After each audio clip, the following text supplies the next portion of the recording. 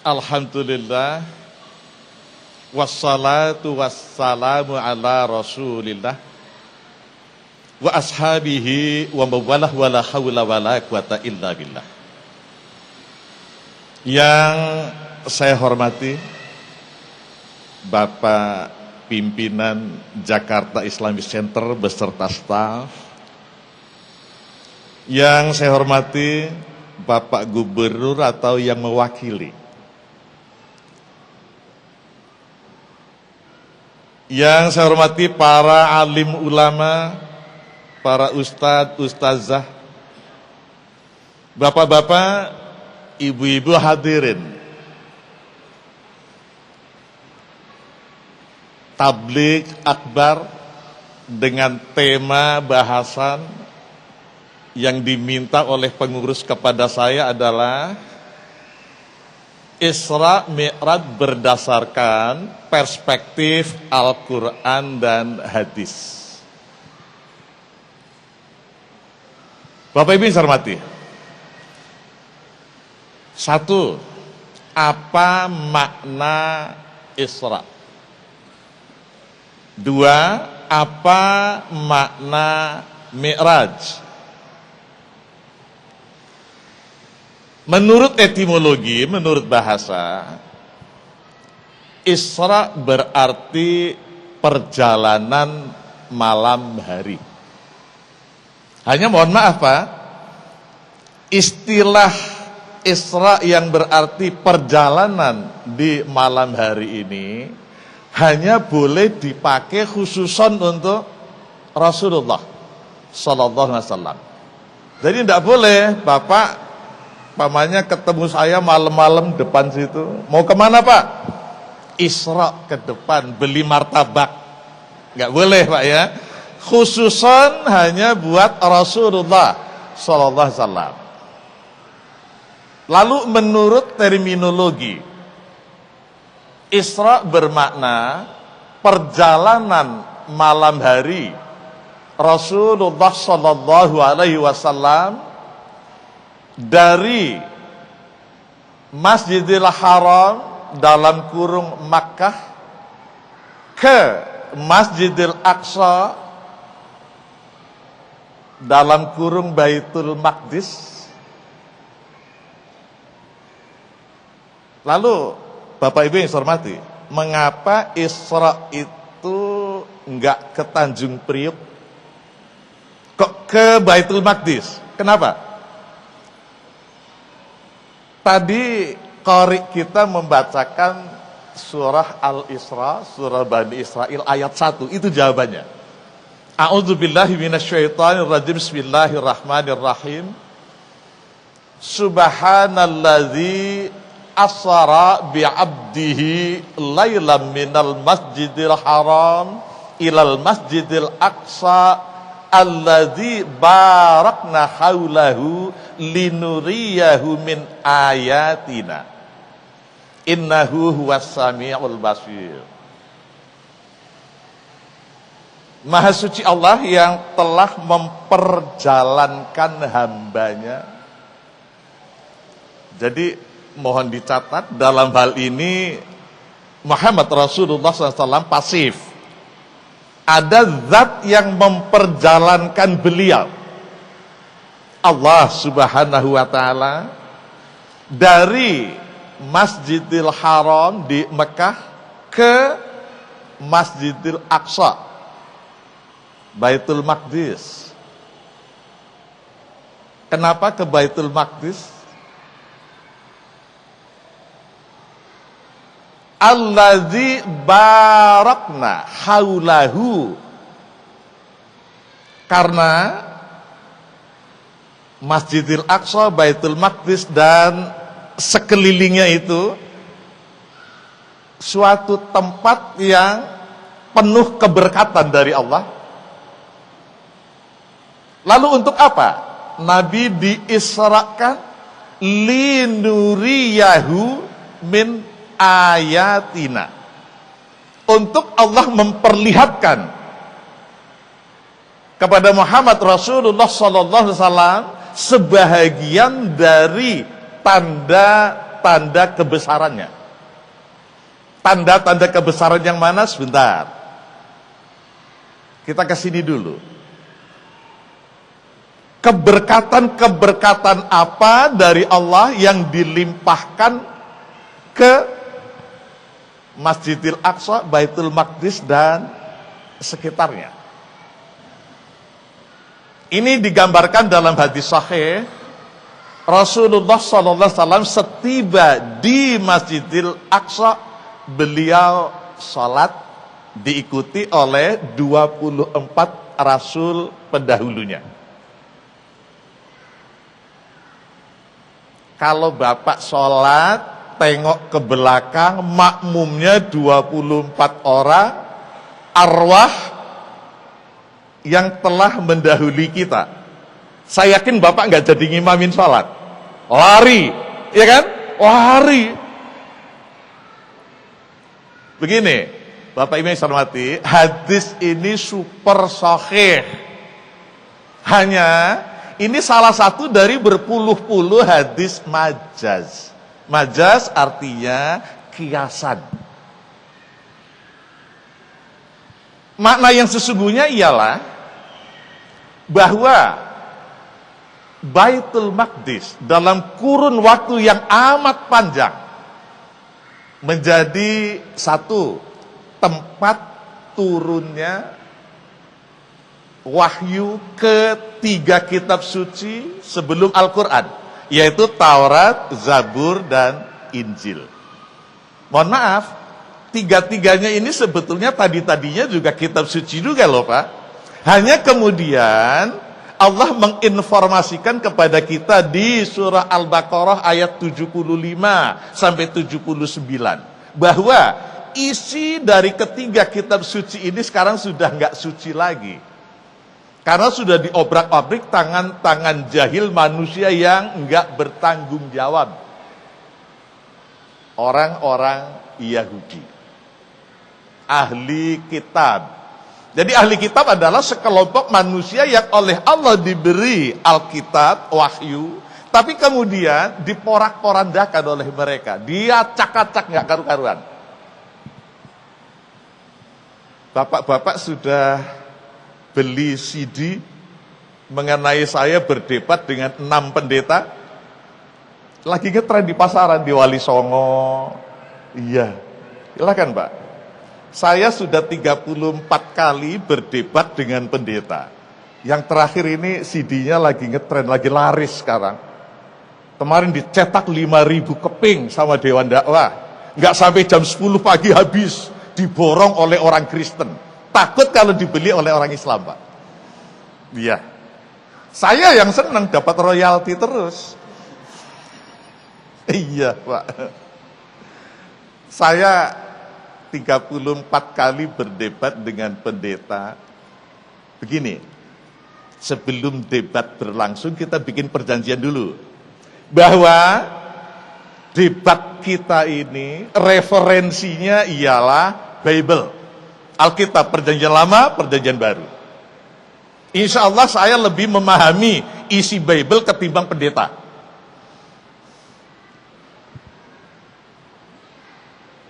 Doktor saya itu ada ilmu perbandingan agama, ada ilmu pendidikan Islam, ada psikologi, ada hukum.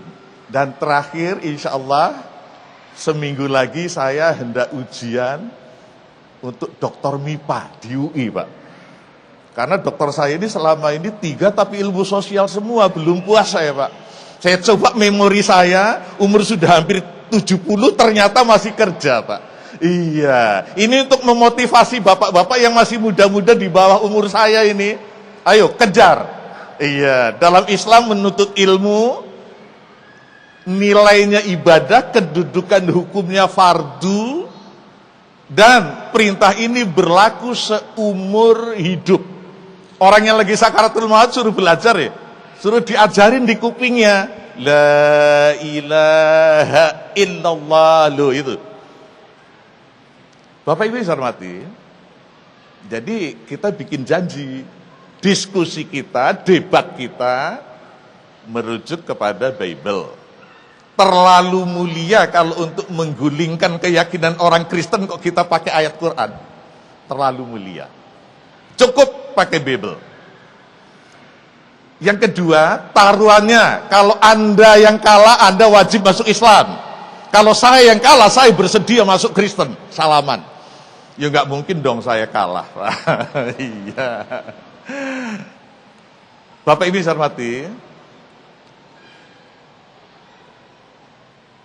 Isra dan Mi'raj. Tadi,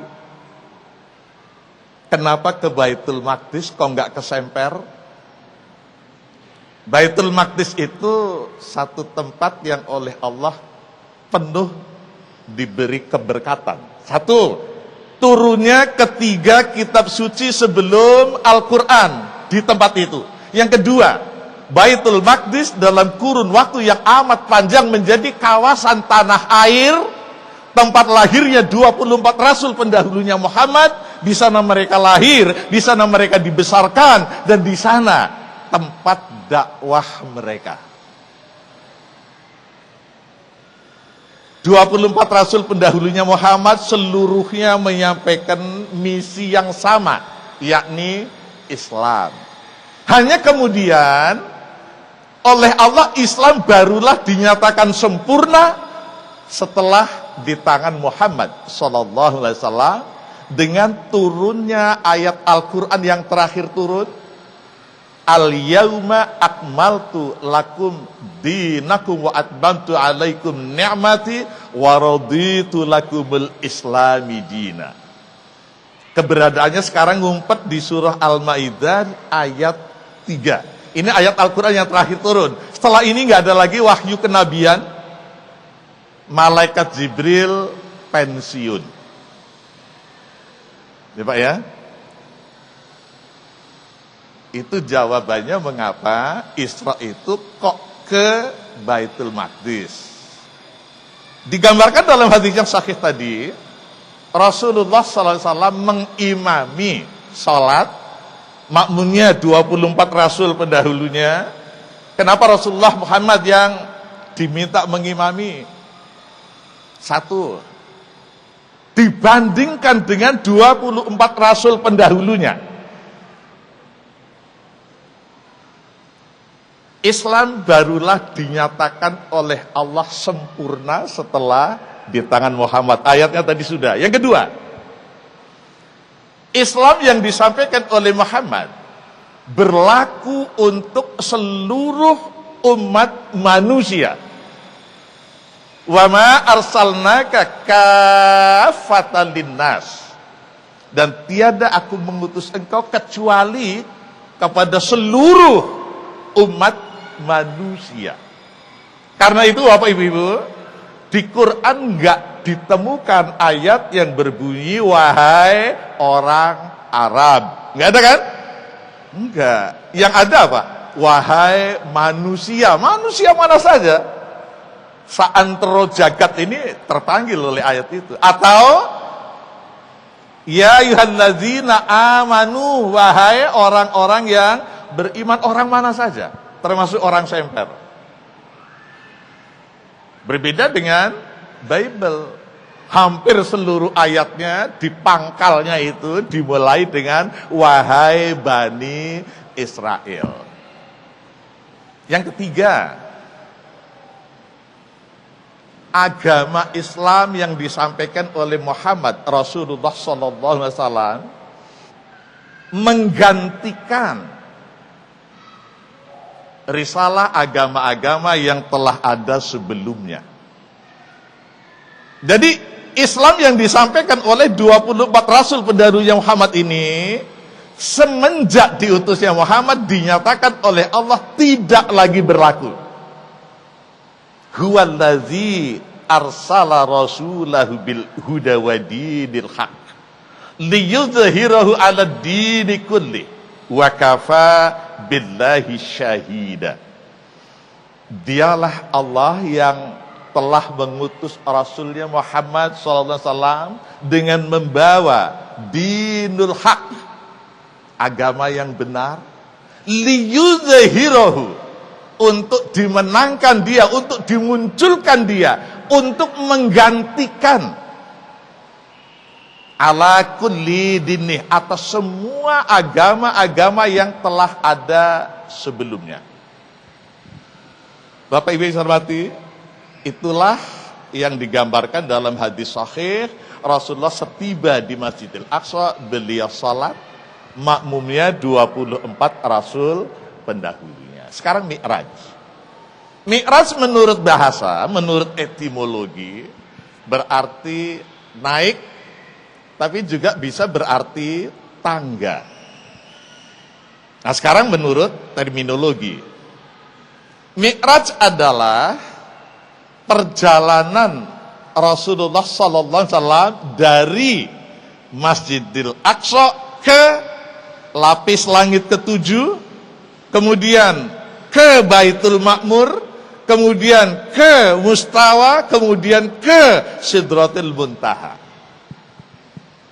Lalu untuk apa Rasulullah Sallallahu Alaihi Wasallam dimi'rajkan? Untuk apa, Pak? Untuk apa, Ibu? Untuk menerima perintah sholat. Emangnya sebelum mi'raj Nabi nggak sholat? Loh, katanya hikmah daripada mi'raj adalah diterimanya perintah sholat. Kalau begitu sebelum mi'raj Nabi nggak sholat dong. Mari kita lihat, Adam sampai Isa Al-Masih, seluruhnya mereka sudah sholat. Isa Al-Masih yang dalam ejaan Romawinya Yesus, itu juga sholat. Sholatnya sholat apa? Dari Adam sampai Isa Al-Masih. Qala inni Abdullah, ataniyal kitab wa ja'alani nabiyya. Isa berkata, sesungguhnya aku ini hamba Allah. Ataniyal kitab, Allah memberiku Alkitab Injil, wa ja'alani nabiyya, dan dia menjadikan aku seorang nabi.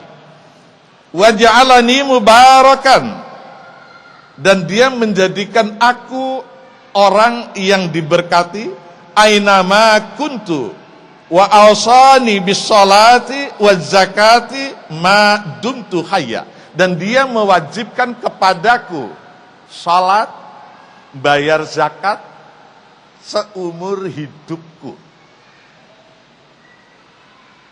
Nabi Isa salat loh, Pak. Salat bukan sembahyang. Baik menurut Al-Quran maupun menurut Bible. Yesus belum pernah walau satu kali masuk gereja loh, Pak. Setiap hari dia masuk masjid.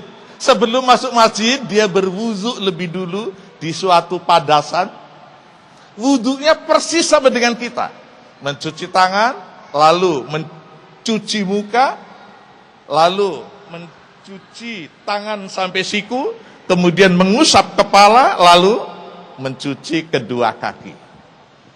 Cara sholatnya Isa, Yesus persis sama dengan kita. Ruku, sujud, memuji Allah, sembari memohon ampun kepada Allah.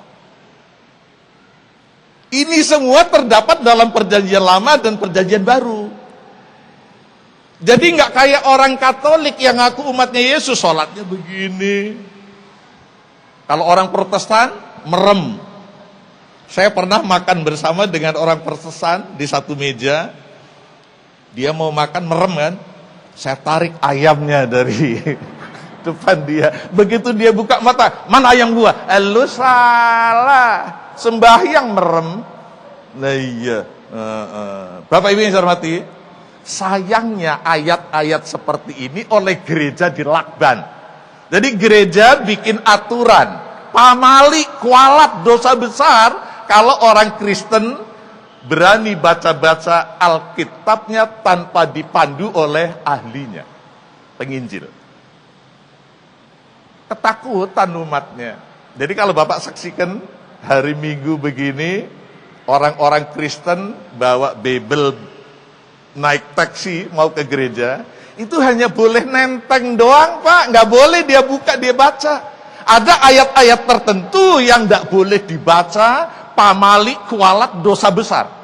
Kalau orang Kristen berani membaca ayat itu. Nah, ini yang saya jadikan modal, Pak, untuk saya nyerang orang Kristen. Bapak Ibu yang saya hormati, untuk apa Nabi dimi'rajkan? Jawabannya surah An-Najm mulai ayat 13 sampai 18. Walaqad ra'ahu nazlatan ukhra. Dan Muhammad sallallahu alaihi wasallam melihat Jibril di kesempatan lain, yaitu ketika beliau dimi'rajkan. Jadi seumur hidup Nabi melihat Jibril dalam rupa yang asli hanya 2 kali loh, Pak. Pertama ketika beliau dilantik menjadi Nabi, turunnya 5 ayat surah 96, wahyu pertama yang beliau terima di Gua Hira.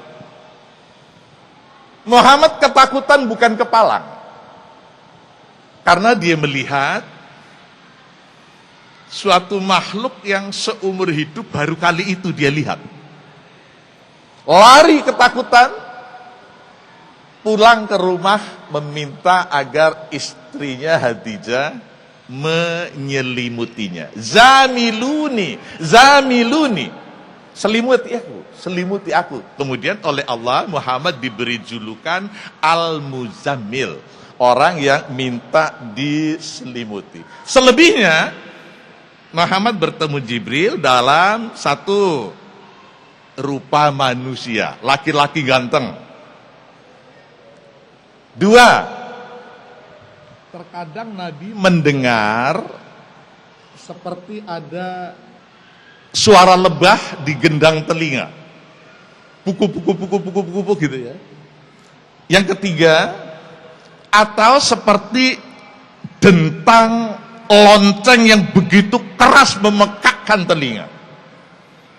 Lalu begitu suara tadi berhenti, Nabi sudah hafal beberapa ayat Al-Quran yang dikirimkan oleh Allah melalui malaikat Jibril. Jadi itu diyakini oleh Rasulullah sebagai Jibril alaihi salam.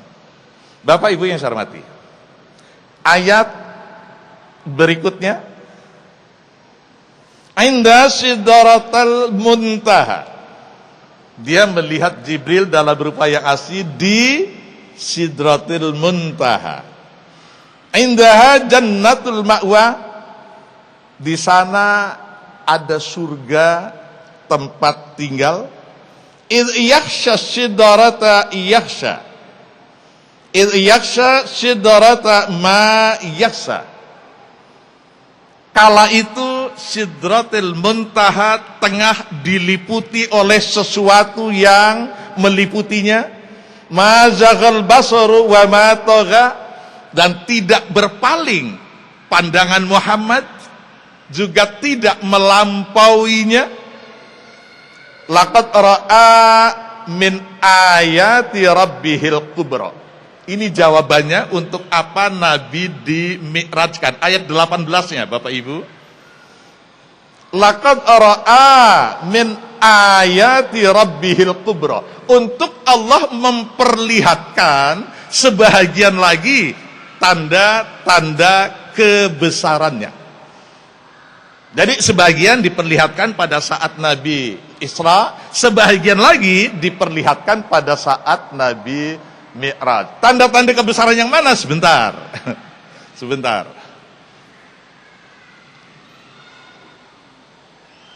Peristiwa Isra Mi'raj ini berlangsung tepat pada pertengahan masa kenabian Muhammad SAW.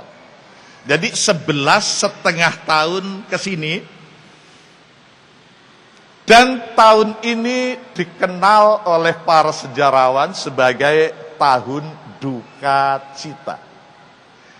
Berkenaan dengan meninggalnya Abu Thalib. Abu Thalib ini walau sampai matinya dia kafir, tapi jasanya terhadap Muhammad luar biasa. Dia mengasuh Muhammad yang yatim piatu atas amanat bapaknya Abdul Muttalib. Abdul Muttalib merawat Muhammad dari umur 6 hingga 8 tahun. Pada saat hampir meninggal, Abdul Muttalib sempat berwasiat kepada anaknya tertua. Jadi Abdul Muttalib ini punya anak 10, laki-laki semua. Yang paling tua itu Abu Talib. Di tengah nanti ada Hamzah, ada Abu Lahab, ada Abu Jahal, ada Abu Jelek yang lain lah. Nah, berdasarkan wasiat ayahandanya, Abu Talib berkenan mengasuh Muhammad yatim piatu dari umur 8 tahun, terus umur 25 beliau menikahkannya dengan Khadijah. Umur 40 Muhammad dilantik menjadi nabi, dimusuhi oleh kaumnya. Kenapa dimusuhi oleh kaumnya? Karena menyampaikan ini Quran. Menyampaikan Quran itu pasti resikonya. Surah 8 ayat 30. Wa idh yamkuru bikal ladzina kafaru liyusbituka aw yaqtuluka aw yukhrijuka. Ingat tatkala orang-orang kafir mengatur tipu daya, makar untuk satu, menangkapmu dan memenjarakanmu. Yang kedua, Muhammad kita buang ke satu pulau terpencil, lalu kita larang siapapun membesuk dia. Begitu juga di penjara. Usulan ketiga, agar Muhammad dibunuh. Jadi menyampaikan Quran itu pasti resikonya itu. Belum boleh disebut al-ustad kalau belum pernah masuk penjara minimal 2 kali. Itu dalilnya surah 8 ayat 30. Atau patut dicurigai ustadz itu.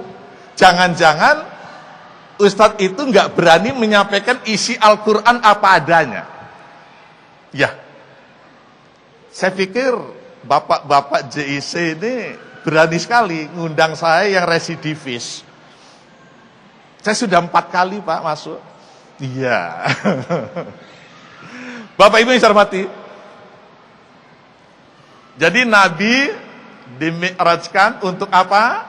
Untuk Allah memperlihatkan sebahagian tanda-tanda kekuasaannya. Abu Talib, ketika Rasulullah dimusuhi oleh kaumnya, beliau mengambil sikap tegas. Secari kertas dia tulis, keselamatan pribadi Muhammad dalam jaminan tangan saya. Lalu dia tempel di dinding Ka'bah 3 tahun loh Pak. Nggak ada yang berani ngoret-ngoret, nggak ada yang berani nyobek. Akhirnya dimakan rayap, jatuh dengan sendirinya setelah dalam keadaan gripis. Apa sih pangkatnya Abu Talib kok penanya begitu tajam? Apa Pak? Ya dia orang nomor 1, gubernur Mekah. Karena itu penanya tajam, gubernur yang jujur. Untuk nutupin gajinya agar cukup untuk makan sebulan, tidak jarang Abu Talib mikul dagangan kain bukan milik sendiri, keliling kampung itu. Dagangan milik Khadijah. Nanti sebentar lagi 11 Juli kita pilih calon gubernur yang kayak itu ya. Gubernur yang kayak itu, yang jujur seperti Abu Talib. Ya, ada. Nanti kita kasih tahu ya di luar sana. Bapak Ibu yang saya hormati, dengan meninggalnya Abu Talib, Rasulullah merasa mendapat pukulan telak Siapa lagi yang akan melindungi dakwahku ini nanti? Sebulan kemudian wafatlah Khadijah. Sosok istri yang tidak hanya sebagai istri tapi juga yang melindungi keselamatan pribadi sang suami. Yang selalu menghibur sang suami dikala dimusuhi oleh kaumnya. Bapak Ibu tahu, Khadijah itu wanita terkaya di Arab Saudi, tentu saja disegani banyak orang dong. Iya.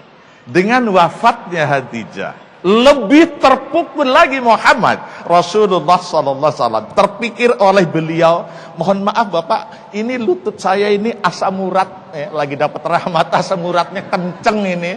Mohon maaf ya Bapak, mohon maaf sekali lagi.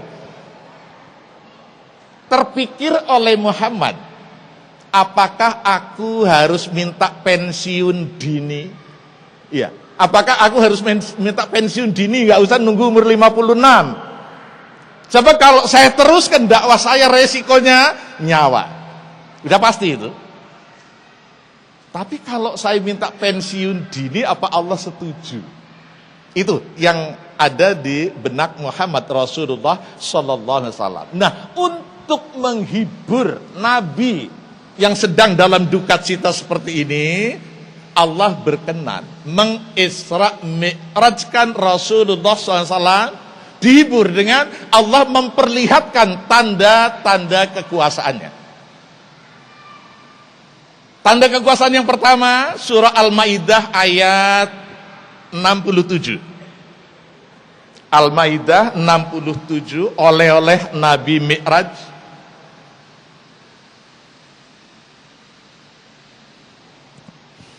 Ya ayuhar rasul, balligh ma unzila ilaika, sampaikan olehmu risalah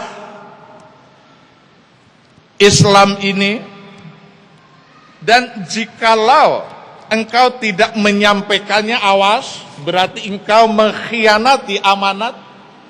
Wallahu ya'simuka minan nas, dan Allah melindungi keselamatan pribadimu dari gangguan manusia. Ini yang pertama, hikmah Mi'raj. Jadi kalau dulu yang melindungi keselamatan pribadi Muhammad hanya 2 manusia, sekarang bukan lagi manusia, tetapi Allah langsung, Pak. Allah langsung. Wallahu ya'simuka minan nas, dan Allah akan terus melindungi keselamatan pribadimu Muhammad dalam dakwahmu. Kamu nggak bakal mati dibunuh karena menyampaikan dakwah ini, nggak. Ini yang kemudian menambah ketegaran Rasulullah SAW bahwa 11,5 tahun ke depan dijamin Islam akan tumbuh berkembang dengan pesat. Islam akan sampai pada masa keemasan, masa kejayaan. Dan ini yang dilambangkan ketika Nabi Mi'raj itu, dia disuguhin oleh malaikat Jibril 2 gelas minuman. Oh, saya juga 2 gelas ini ya.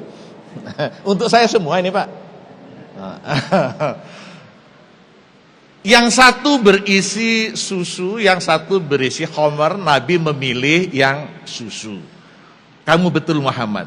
Ini menandakan bahwa Islam ke depan akan tidak sebagaimana Islam di Mekah. 13 tahun Rasulullah SAW mendakwakan Islam di Mekah, hanya berhasil merekrut, mengislamkan 133 kakak. Bayangkan, bandingkan dengan periode Madinah. Baru beberapa bulan aja sudah ratusan ribu manusia masuk Islam. Yang kedua, ketika Rasulullah SAW tiba di Sidratul Muntaha, beliau mendengar goresan pena. Mendengar goresan pena. Tret gitu ya. Lalu beliau bertanya kepada malaikat Jibril, Bunyinya apa itu? Aneh. Kata Jibril, itu goresan pena. Sampean ngerti maksudnya apa itu? Ngerti dong. Itu ada tercantum dalam kitab Sahih Muslim, nomor hadisnya 134. Di tengah bunyinya begini. Innahunna khamsu shalawatin kulla yaumin wa lailatin. Kesimpulannya ialah perintah sholat 5 waktu untuk sehari semalam. Likulli sholatin asrun. Setiap sholat pahalanya 10. Fadzalika khamsuna sholatan. Dengan demikian 5 kali sholat disamakan pahalanya dengan 50 kali sholat. Sahih Muslim nomor 134, nanti Bapak catat sampai di rumah, yang punya Sahih Muslim dibaca itu. Jadi oleh-oleh atau hikmah daripada peristiwa Mi'raj ada 2. Yang pertama itu perlindungan Allah terhadap pribadi Muhammad. Yang kedua, diterimanya perintah sholat 5 waktu dengan nilai pahala sama dengan sholat 50 waktu sehari semalam. Bapak Ibu yang saya hormati, hadis ini persis sinkron dengan ayat 160 surah Al-An'am, yaitu man jaa bil hasanatin falahu asrun amsalihha wa man jaa bis sayyi'atin fala yujza illa mithlaha wa hum la yuzlamun. Barang siapa mengerjakan satu kebaikan, satu amal saleh. Amal saleh apa, Pak? Amal saleh kok amal kebaikan? Bukan. Amal saleh yang tidak baik banyak loh, Pak. Contohnya kalau Bapak punya duit 20 juta di dompet itu, kata Allah bukan milik Bapak semua loh itu. Ada milik Allah di situ, 500.000 rupiah. Aturan seperti ini baik nggak? Ya, baik nggak? Enggak lah, Bapak yang capek nyari kok. Sekarang begitu sudah terkumpul 20 juta, udah dibungkus plastik, diikat karet, harus dikurangi 500.000, kan nggak genep lagi, ya kan? Jadi tinggal 19,5, tergantung Pak. Melihatnya dengan ini apa dengan ini gitu loh Pak. Kalau dengan ini sadar kita bahwa segala bentuk upaya manusia tanpa ridha Allah, tanpa pertolongan Allah, nol, nggak akan menghasilkan apapun. Jangankan kok 1/40, 1/10, andaikan aturan Allah kita harus keluarkan 1/10-nya, kita ikhlas.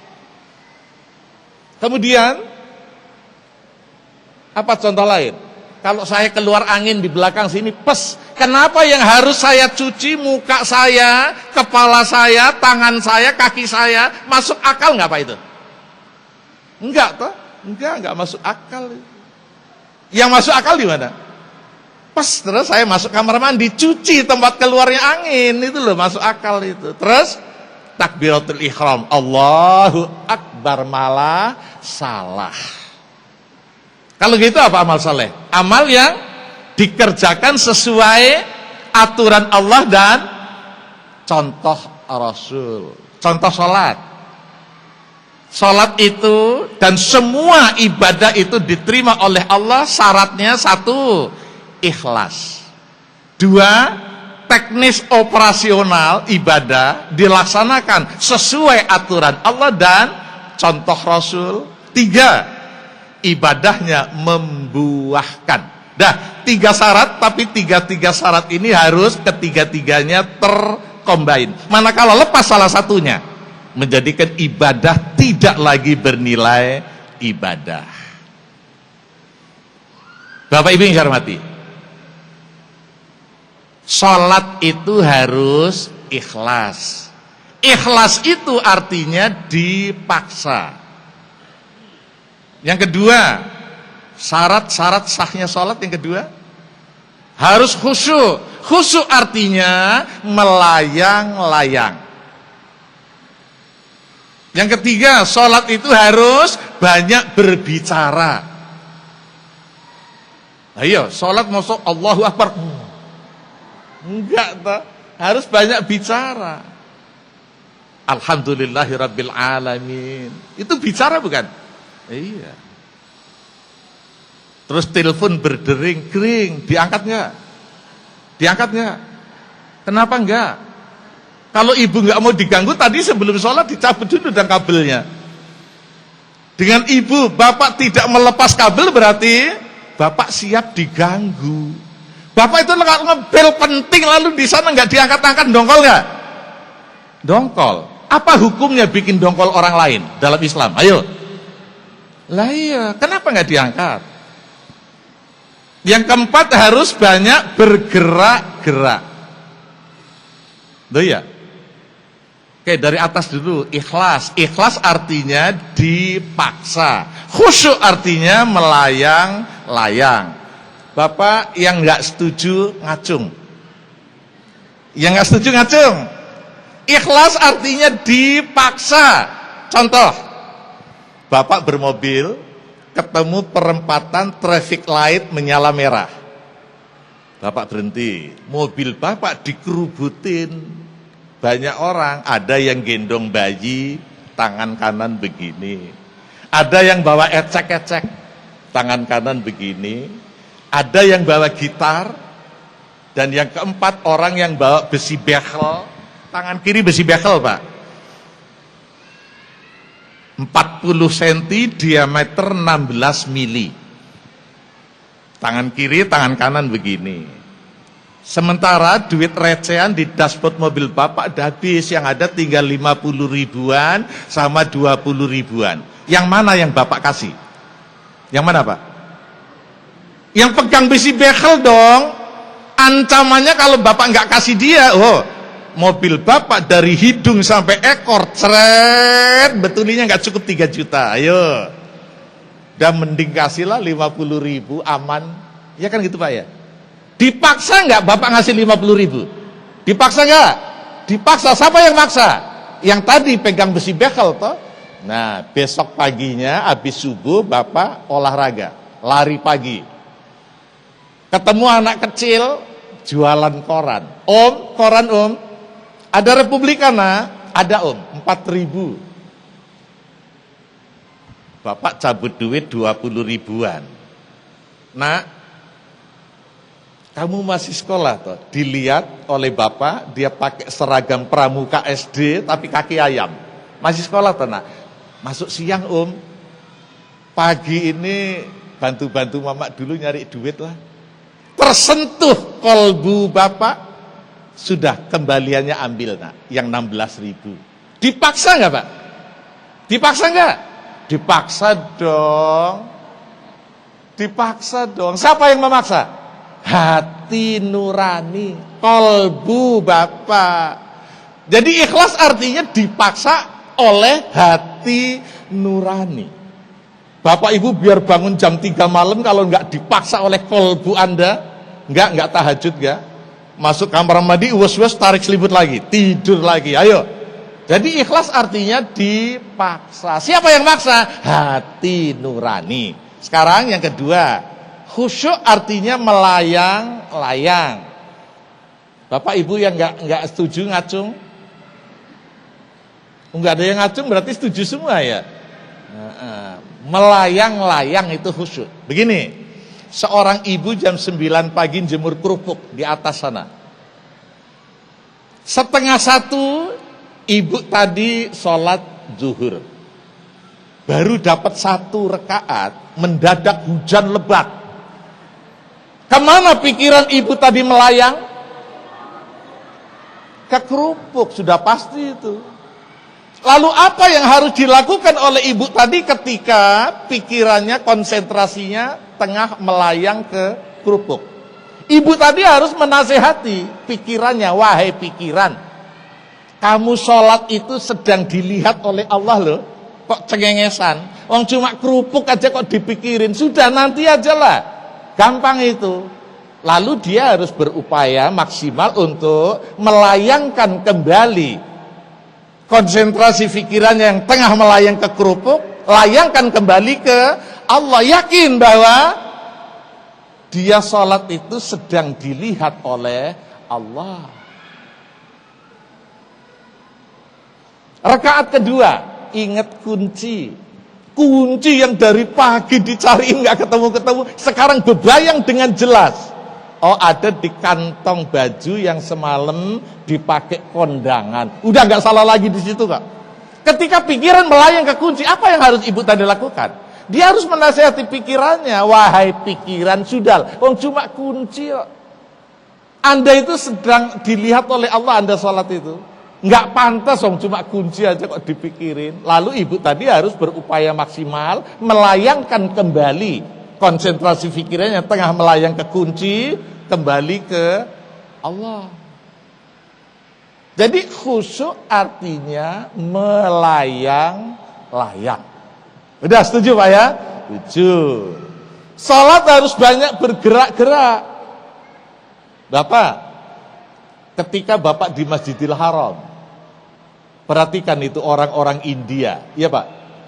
Bapak lagi sholat gini, seliweran dia seenak dia, mondar-mandir depan Bapak, iya kan? Harusnya Bapak apain itu? Gini, kalau yang lewat Gus Dur nggak lihat. Bapak kalau bikin dalil yang pas itu loh. Dalilnya di hadis bukan suruh begini, tonjok. Iya, perangi, tonjok. Kalau dia ngelawan, ya layanin. Bakbuk 15 menit dia KO. Teruskan sholat Anda. Tadi sampai mana ya? Ghairil maghdubi alaihim waladdallin. Bukan ulangi loh, tapi teruskan sholat Anda.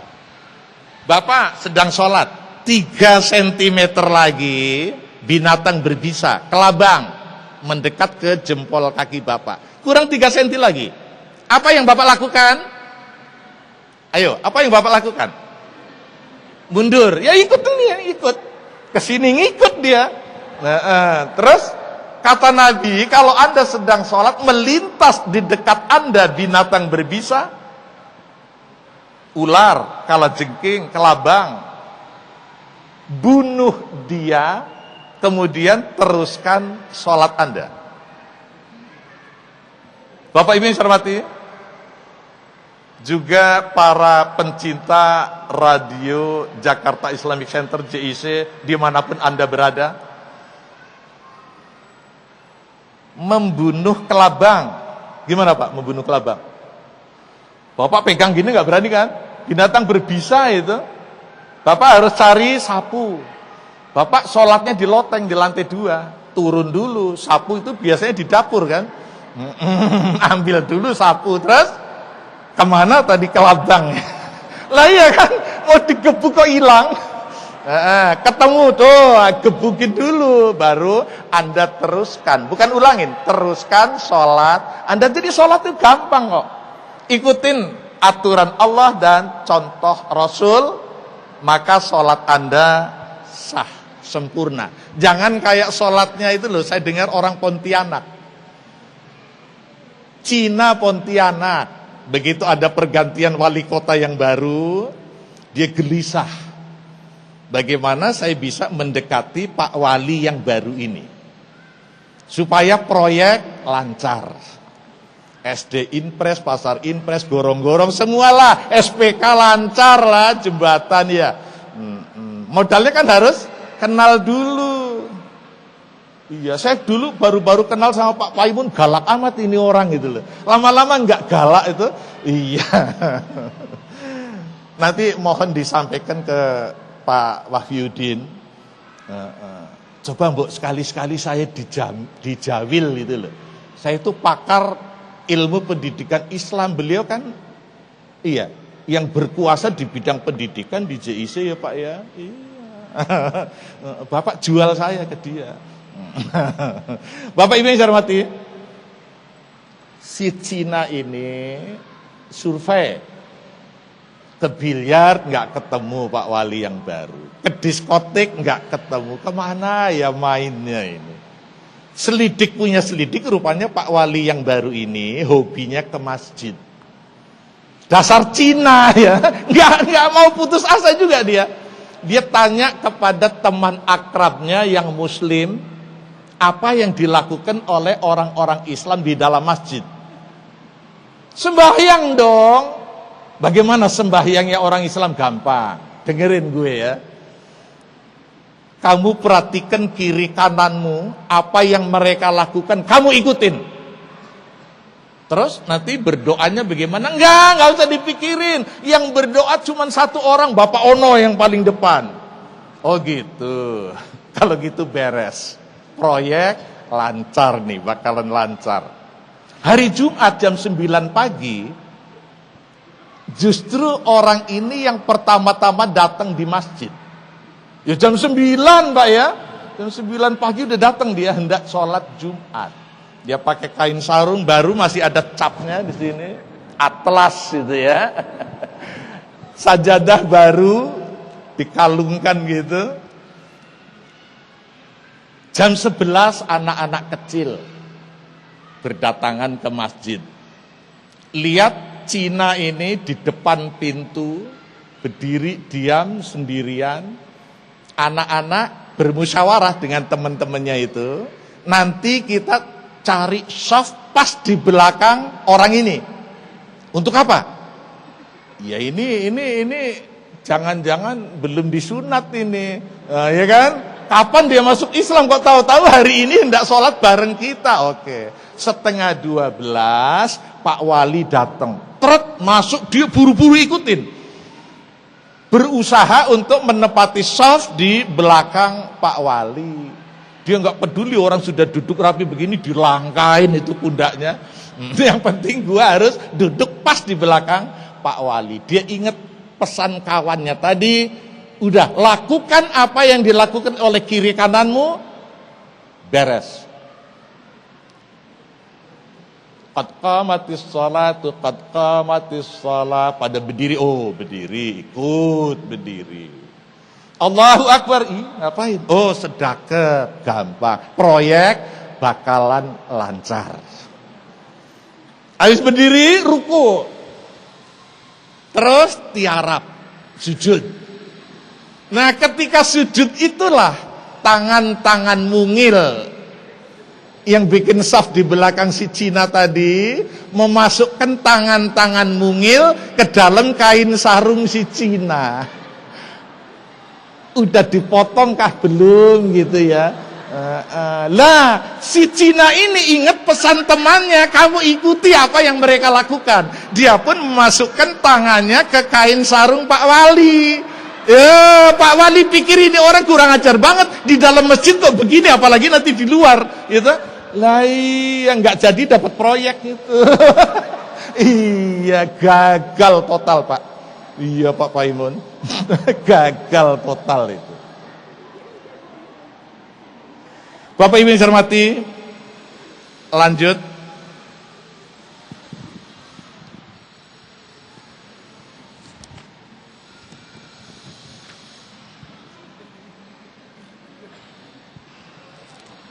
Nabi Isa sholat. Nabi Muhammad SAW begitu dilantik menjadi nabi. Sholatnya sholat apa Bu? Surah 40 ayat 55. Subuh dan maghrib. Melanjutkan tradisi yang dilakukan oleh 24 rasul pendahulunya. Muhammad Rasulullah SAW pra Mi'raj, sebelum peristiwa Mi'raj, beliau sholat 2 kali subuh maghrib. Begitu juga Nabi Adam sampai Isa Al-Masih, mereka semua sudah sholat. Sholatnya subuh maghrib, subuh maghrib. Kemudian Muhammad dilantik menjadi Rasul. Perintah sholat ditambah satu lagi, surah 73 ayat 1 sampai 4. Ya yuhal muzammil qum milail. Lakukan qiyamul lail. Apa qiyamul lail? Salat malam 8 rakaat plus 3 witir. Kalau Bapak dari sore nonton bola sampai jam 2 baru habis, kemudian langsung kerjakan sholat malam, ini namanya qiyamul lail. Tapi kalau Bapak jam 11 sudah bisa tidur, jam 2, jam 3 bangun, kerjakan sholat malam, ini namanya tahajud. Jadi kalau Bapak sudah sempat tidur dulu, niatnya jangan qiyamul lail, tapi niatnya tahajud. Kalau belum sempat tidur, ibu gelisah dari sore ya, mikirin nih besok ada janji bayar utang ke si Anu, belum punya persiapan, dia pasti datang nagih loh. Kolektor sekarang kejam nih. Iya. Ada orang dibunuh gara-gara nggak bayar setoran utangan kan? Lah iya. Terus ibu kerjakan 8 plus 3 rakaat witir, itu namanya qiyamul lail. Kalau sudah sempat tidur dulu namanya tahajud. Namun demikian, tidur dulu bukan merupakan syarat sahnya sholat malam. Selama 11,5 tahun, tahajud menempati posisi fardu. Karena rumusnya setiap amar perintah adanya di Quran, maka yang diperintahkan tadi kedudukan hukumnya fardu. Jadi selama 11,5 tahun, Nabi sholatnya maghrib, tahajud, subuh. Maghrib, tahajud, subuh. Maghrib, tahajud, subuh. Kemudian pasca Mi'raj, perintah sholat, sebagaimana tadi sudah saya sebutkan hadisnya Muslim 134, juga kemudian surah Al-An'am ayat 160. Kalau Anda kerjakan kebaikan 1, dinilai oleh Allah dengan nilai 10. Kalau Anda kerjakan kejahatan 1, belum dikerjakan 0, belum dinilai. Kalau dikerjakan dinilai, tetapi bukan 10 melainkan 1. Ini memberi harapan bahwa bapak-bapak, ibu-ibu nanti bakalan masuk surga. Bagaimana enggak? Janji Allah kan, faman sakulat mawazinuhu fahuwa fi 'ishatir radiyah. Barang siapa yang timbangan amal salihnya lebih banyak ketimbang dosanya, fahuwa fi 'ishatir radiyah, maka dia akan menempati tempat kembali yang menyenangkan dengan berbagai fasilitas yang Allah janjikan, surga. Sebaliknya, wa man khaffat mawazinuhu fa ummuhu hawiyah. Yang lebih ringan timbangan amal salihnya ketimbang dosanya, maka dia neraka. Bapak Ibu yang saya hormati, udah pasti surga lah, coba hitung deh. Amal salih 10, dosa 1. Kalau enggak kebangetan deh. Dan berarti hidup yang sekali ini mubazir, ya kan? Bapak Ibu yang saya hormati.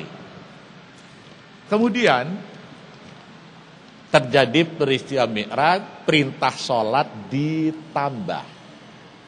Yaitu agar Nabi menyempurnakan sholatnya, tambahin zuhur, asar, isya.